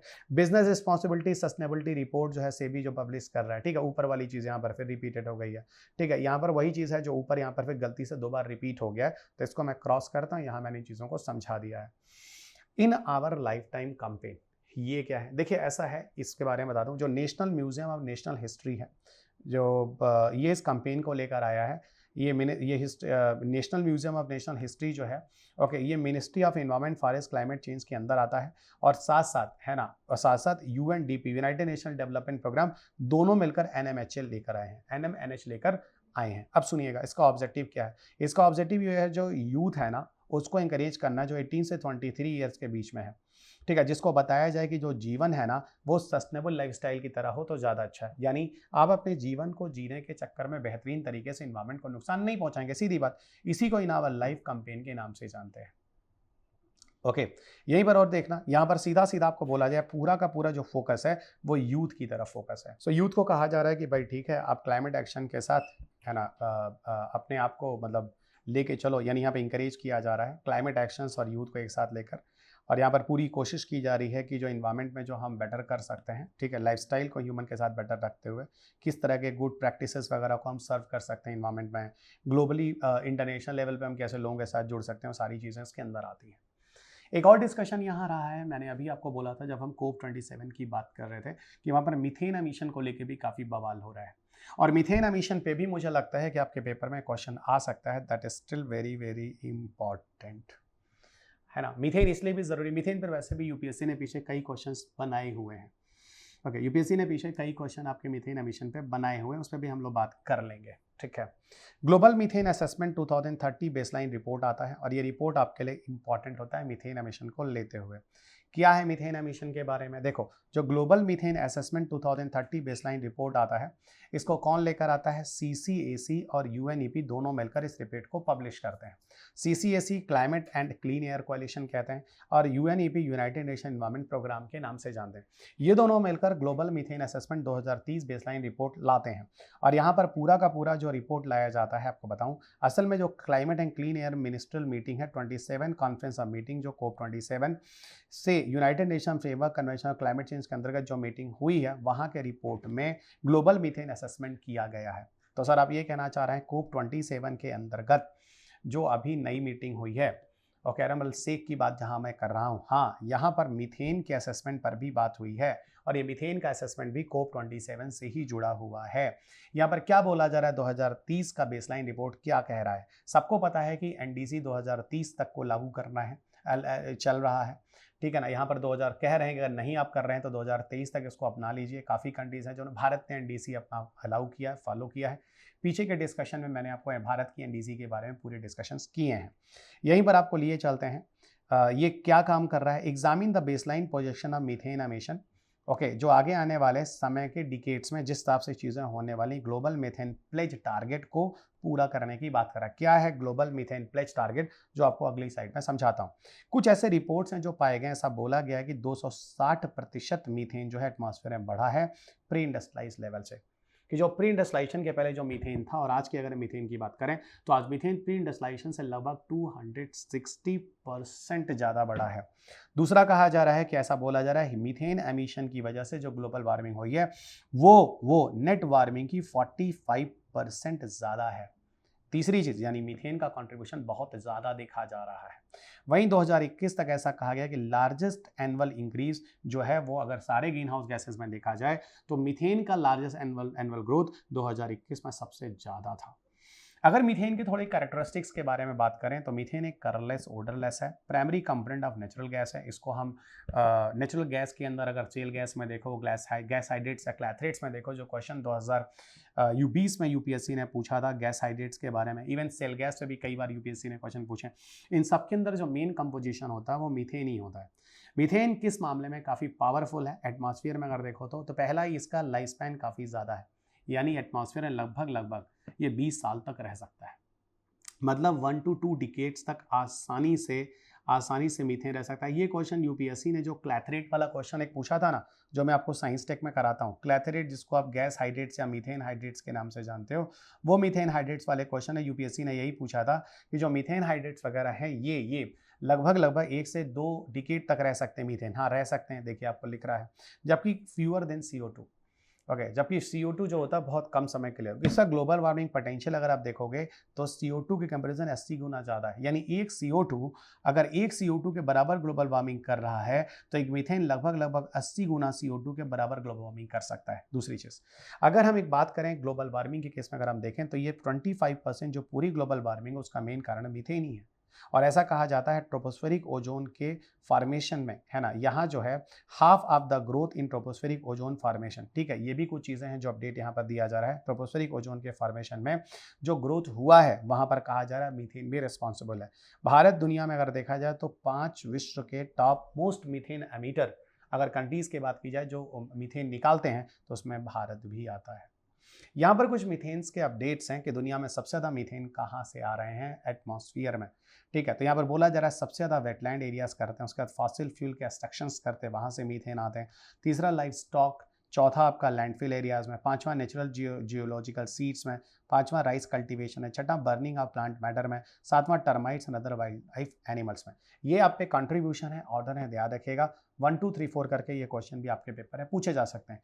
यहाँ तक कि अगर पुराने पैटर्न का पेपर बात कीजिए 2010 तक तो यूपीएससी ने मीथेन के सोर्सेस पर ऑलरेडी क्वेश्चन पूछ रखा है। उसमें रूमिनेट कैटल्स था, पैडी फील्ड था, ओके, वेटलैंड एरियाज थे, इस तरह के क्वेश्चन यूपीएससी पूछ रहा है। जुगाली करने वाले जानवर जानते होंगे जो पैडी फील्ड्स होते हैं, उनके इंटेस्टाइनल वगैरह पार्ट में भी कुछ बैक्टीरियाज होते हैं जो मिथेनोजेनिक बैक्टीरियाज होते हैं, मीथेन का फॉर्मेशन करते हैं। ओके, ये कुछ ग्लोबल मीथेन प्लेज के बारे में है जो मैं अभी आपसे बात कर रहा था, जो न्यूज़ आया है क्या कह रहा है। रिसेंटली ऑस्ट्रेलिया ने जीएमपी ज्वाइन किया है, कोप 26 में लॉन्च किया गया था जीएमपी 2021 में। खास तौर से इसका पर्पस था मीथेन एमिशन को कम करना है। यूनाइटेड स्टेट्स और यूरोपियन यूनियन इसको लेकर आए हैं। इसका मेन एम है कि कलेक्टिवली हम मीथेन एमिशन तो कम करेंगे, 2020 के स्तर का 30% तक कम करेंगे 2030 तक। 100 कंट्रीज इसके पार्टिसिपेंट्स हैं और पूरा 45% ऑफ ग्लोबल जो एमिशंस हो रहा है, पोल्यूशन जो भी है, वहाँ पर मीथेन एमिशन ही जिम्मेदार है ह्यूमन के द्वारा। India did not sign the pledge अभी तक, लेकिन बोला जा रहा आगे हम कर लेंगे, देखते हैं। ठीक है, यहाँ पर रूरल इकोनॉमी वगैरह, role of life stock in the rural economy also matter. तो भारत यहाँ पर थोड़ा सा रूरल इकोनॉमी को देखने की वजह से अभी तक भारत ने ग्लोबल मीथेन प्लेज पर अभी इस तरह की चीज़ों पर हस्ताक्षर नहीं किया है। ग्लोबल एनर्जी मॉनिटर क्या है? देखिए, ग्लोबल एनर्जी मॉनिटर में एक बात बता दूं, ग्लोबल एनर्जी मॉनिटर क्या कहता है? ये कहता है कि 30 फॉसिल फ्यूल कंपनीज जो होती हैं, सुनिएगा अभी जो नया न्यूज़ आ रहा है, ये क्या कह रही हैं, ये account nearly half of the planet warming methane. ठीक है ना। ये 30 फॉसिल फ्यूल जो कंपनियां हैं, ये पूरी दुनिया में जो वर्ल्ड एनर्जी सेक्टर है उसमें मीथेन के एमिशन के लिए जिम्मेदार हैं। तो करीब करीब हाफ पूरे प्लैनेट का जो मीथेन आ रहा है, प्लैनेट वार्मिंग मीथेन, ये एक्चुअल में इन 30 फॉसिल फ्यूल कंपनियों के ही सोर्स से निकल रहा है। ठीक है, अब सुनिएगा, ये नॉन प्रॉफिट ऑर्गेनाइजेशन है एक्चुअल में, जो कोशिश कर रहा है यहाँ पर इंफॉर्मेशन वगैरह को शेयर करने के लिए, जिससे हम वर्ल्ड वाइड एक मूवमेंट चला सकें क्लीन एनर्जी के लिए। इंटरनेशनल मीथेन एमिशन ऑब्जर्वेटरी है जो हमेशा कोशिश कर रहा है कि fastest way of tackle the climate change in the short term. ठीक है, तो यहाँ पर जिस हिसाब से तेजी से इन्वायरमेंट में चेंजेस हो रहे हैं उनकी स्टडी करेगा। इसको लेकर आया है कौन? IMEO को लेकर आया है UNEP। 2021 में इसको लॉन्च किया गया और यूरोपियन कमीशन का इसमें काफ़ी ज़्यादा सपोर्ट भी था। कोशिश ये करनी है कि यहाँ पर जो मीथेन एमिशन है ना, यही इसी को ज़्यादा ध्यान देना है। जो फॉसिल फ्यूल सेक्टर्स वगैरह से जो चीज़ें आ रही हैं उन चीज़ों को ध्यान देना है। इसका implementing the partner of global methane pledge है। ठीक है, तो ग्लोबल मीथेन प्लेज जो हम लोगों ने अभी यहाँ बात किया था, उससे जो रिलेटेड मैंने न्यूज़ आपको कह दिया है। ठीक है, यहाँ मैंने आपको ग्लोबल एनर्जी मॉनिटर पे बात कर ली है, यहाँ IMEO के बारे में बात कर ले। थोड़ा सा ध्यान देखिएगा, इनमें से कुछ ना कुछ क्वेश्चंस आ सकते हैं। लास्ट यहाँ पे एक चीज़ आपको और बता दूं, नासा के बारे में। नासा का जो earth surface mineral dust source investigation mission है, ये हर मोमेंट ऑफ टाइम में आपको बताऊं, कोशिश कर रहा है कि जो मीथेन सुपर एमीटर्स हैं उनको मैप कर लिया जाए और इसकी मदद से हर मोमेंट ऑफ टाइम में हम मीथेन की जानकारी दे सकें। जिससे ये पता चलता, EMAIT मिशन ही है जिसने कोशिश की है आइडेंटिफाई करने की कि more than 50 super emitters of methane gases in central Asia, west Asia और साउथ वेस्टर्न यूनाइटेड स्टेट्स हैं जहां पर सबसे ज़्यादा मीथेन के एमिशंस निकल रहे हैं, जो मैं भी आपको पीछे बता रहा था।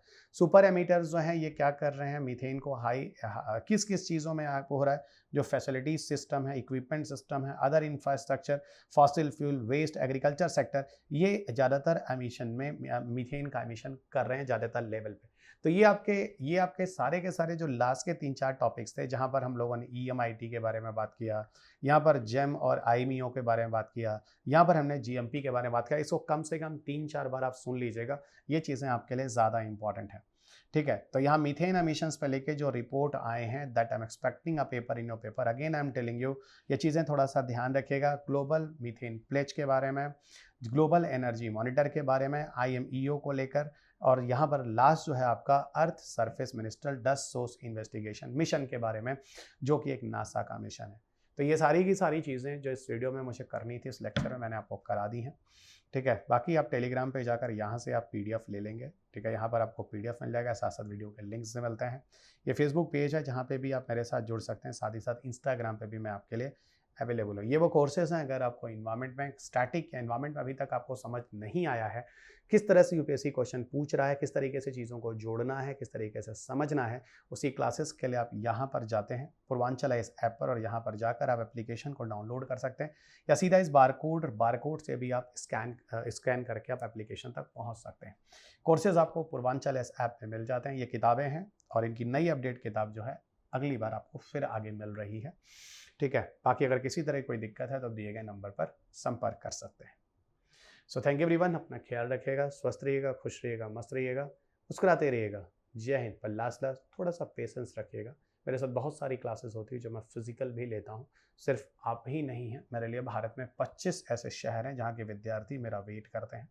आप बहुत सारी गालियाँ भी देते हैं, कोई फ़र्क नहीं पड़ता, क्योंकि अकेली जान हूँ, कोशिश सबके लिए करता हूँ। समय के साथ साथ आपको जब जो ज़रूरत होती है मैं पूरी कोशिश, थोड़ा डिले हो जाता हूँ, कभी-कभार तबीयत भी ख़राब हो जाती है, पर उससे आपको क्या लेना-देना है? आप अपने बारे में सोचिए, सेल्फ़िश रहिए। मैं पूरी तरफ से कोशिश करूँगा कि आगे भी आपको देता रहूँगा। थोड़ी गिले-शिकवे जो भी होगा माफ़ कीजिएगा। Thank you everyone. जय हिंद।